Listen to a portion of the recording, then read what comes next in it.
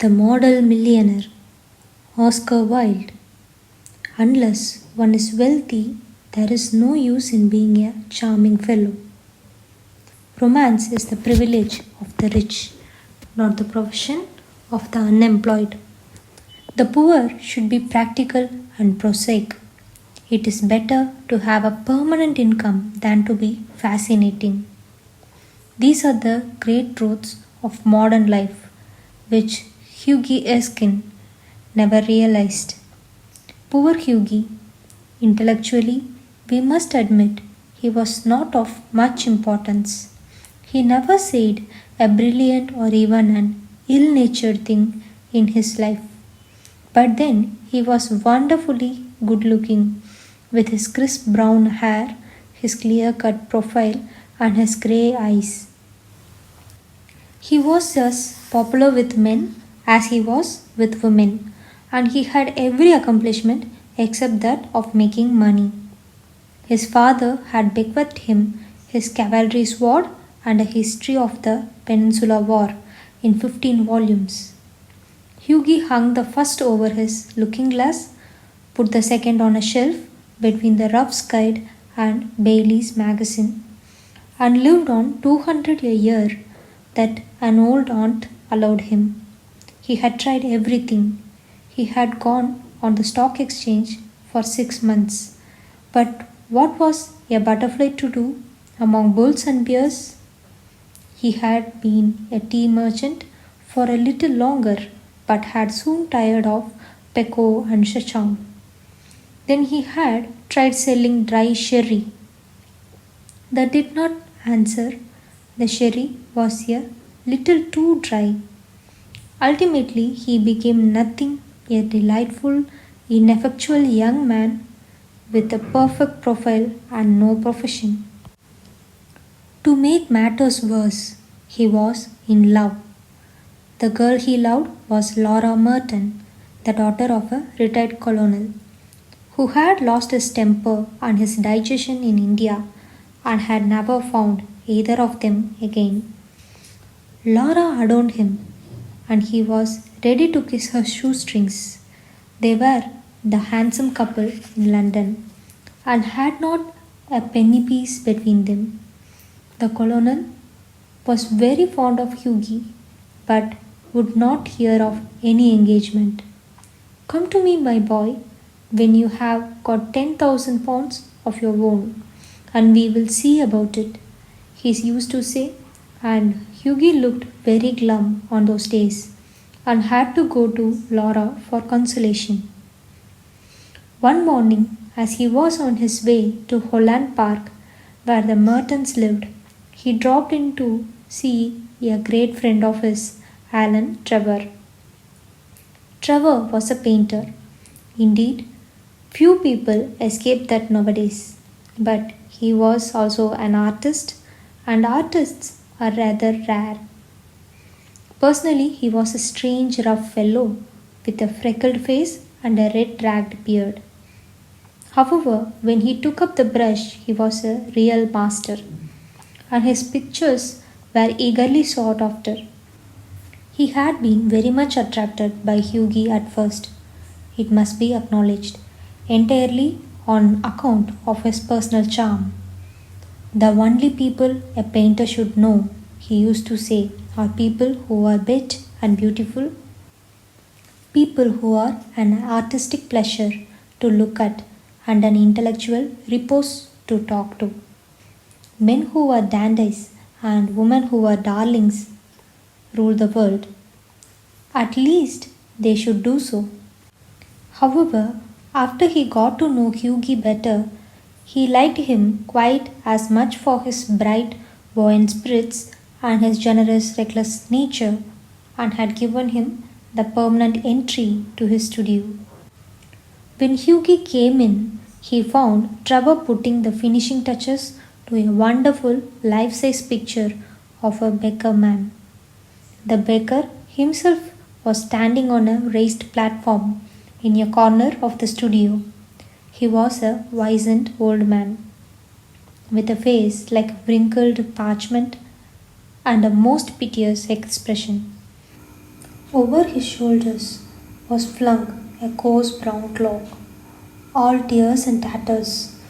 His thick boots were patched and cobbled, and with one hand he leaned on a rough stick, while with the other he held out his battered hat for arms. What an amazing model, he whispered, Hughie, as he shook hands with his friend. An amazing model, shouted Trevor at the top of his voice. I should think so. Such beggars as he are, not to be met with every day. A travail, monsieur, a living Valesque. My stars, what an etching Rembrandt would have made of him. Poor old chap, said Hughie. How miserable he looks. But I suppose to you, painters, his face is his fortune. Certainly, replied Trevor. You shouldn't want a beggar to look happy, do you? How much does a model get for sitting? Asked Hughie, as he found himself a comfortable seat on a divan. A shilling an hour? And how much do you get for your picture, Alan? Oh, for this I get 2,000 pounds. Genius. Painters, poets, and physicians always get genius. Well, I think the model should have a percentage, cried Hughie, laughing. They work quite as hard as you do. Nonsense, nonsense. Why look at the trouble of laying on the paint alone and standing all day long at one's easel? It's all very well, Hughie, for you to talk, but I assure you that there are moments when art almost attends to the dignity of manual labor. But you mustn't chatter. I am very busy. Smoke a cigarette and keep quiet. After some time, the servant came in and told Trevor that the frame maker wanted to speak to him. Don't run away, Hughie, he said as he went out. I will be back in a moment. The old beggar man took advantage of Trevor's absence to rest for a moment on a wooden bench that was behind him. He looked so forlorn and wrenched that Hughie could not help pitying him, and he felt in his pockets to see what money he had. All he could find was a sovereign and some coppers. Poor old fellow, he thought to himself. He wants it more than I do, but it means no hansom for a fortnight. And he walked across the studio and slipped the sovereign into the beggar's hand. The old man started, and a faint smile flitted across his withered lips. Thank you, sir, he said. Thank you. Then Trevor arrived, and Hughie took his leave, blushing a little at what he had done. He spent the day with Laura, got a charming scolding for his extravagance, and had to walk home. Late night he strolled into the Palette Club about 11 o'clock and found Trevor sitting by himself in the smoking room, drinking hock and stills. Well, Alan, did you get the picture finished all right? He said as he lit his cigarette. Finished and framed, my boy, answered Trevor. And by the by, you have made a conquest. That old man you saw is quite devoted to you. I had to tell him about you, who you are, where you live, what your income is, what prospects you have. My dear Alan, cried Hughie, I shall probably find him waiting for me when I go home. But of course, you are only joking. Poor old wretch, I wish I could do something for him. I think it is dreadful that anyone should do so miserable. I have got heap of old clothes at home. Do you think he would care for any of them? Why, his rags were falling to bits. But he looks splendid in them, said Trevor. I wouldn't paint him in a frock coat for anything. What you call rags, I call romance. What seems poverty to you in picturesqueness? To me. However, I will tell him of your offer. Alan, said Hughie seriously, you painters are a heartless lot. An artist's heart is his head, replied Trevor, and besides, our business is to realize the world as we see it, not to reform it as we know it. A chuckled son mature. And now tell me how Laura is. The old model was quite interested in her. You don't mean to say you talked to him about her, said Hughie. Certainly I did. He knows all about the relentless colonel, the lovely Laura, and the Euro 10,000. You told that old Becker all my private affairs, cried Hughie, looking very red and angry. My dear boy, said Trevor, smiling. That old Becker, as you call him, is one of the richest men in Europe. He could buy all London tomorrow without overdrawing his account. He has a house in every capital, dines of gold plate, and can prevent Russia going to war when he chooses. What on earth do you mean? Exclaimed Hughie. What I say, said Trevor. The old man you saw today in the studio was Baron Horsburgh. He is a great friend of mine, buys all my pictures and that sort of thing, and gave me a commission a month ago to paint him as a Becker. Q volumes was La Fantaisie d'un Millionaire, and I must say he had a magnificent figures in his rags, or perhaps I should say in my rags. They are an old suit I got in Spain. Baron Horsburgh, cried Hughie. Good heavens, I gave him a sovereign, and he sank into an armchair the picture of dismay.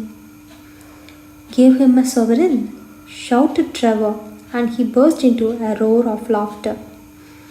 My dear boy, you will never see it again. Son Afakist, legend des autres. I think you might have told me, Alan, said Hughie sulkily, and not have let me make such a fool of myself.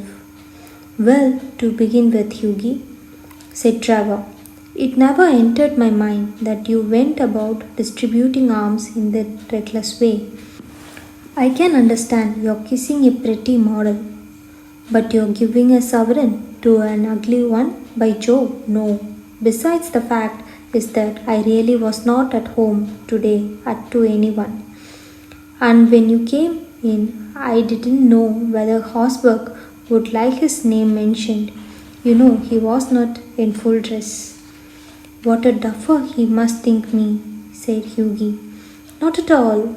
He was in the highest spirits after you left, kept chuckling to himself and rubbing his old wrinkled hands together. I couldn't make out why he was so interested to know about all of you. But I see it all now. He will invest your sovereign for you, Hughie, pay you the interest every 6 months, and have a capital story to tell after dinner. I am an unlucky devil, growled Hughie. The best thing I can do is to go to bed, and my dear Alan, you mustn't tell anyone. I shouldn't dare show my face in the row. Nonsense. It reflects the highest credit on your philanthropic spirit, Hughie. And don't run away. Have another cigarette, and you can tell about Laura as much as you like. However, Hughie wouldn't stop, but walked home feeling very unhappy and leaving Alan Trevor in fits of laughter. The next morning, as he was at breakfast, the servant brought him up a card on which was written, Monsieur Gustave Naughton, Delay Parte, Emle, Baron Horsburgh. I suppose he has come for an apology, said Hughie to himself, and he told the servant to show the visitor up. An old gentleman with the gold spectacles and grey hair came into the room and said in a slight French accent, Have I the honour of addressing Monsieur Erskine? Hughie bowed. I have come from Baron Horsburgh, he continued. The Baron? I beg, sir, That you will offer him my sincerest apologies, stammered Hughie. The Baron, said the old gentleman with a smile, has commissioned me to bring you this letter, and he extended a sealed envelope. On the outside was written, a wedding present to Hugh Erskine and Laura Merton from an old baker, and inside was a cheque for €10,000. When they were married, Alan Trevor was the best man, and the Baron made a speech at the wedding breakfast. Millionaire models, remarked Alan, are rare enough, but by Jove, model millionaires are rarer still. The end.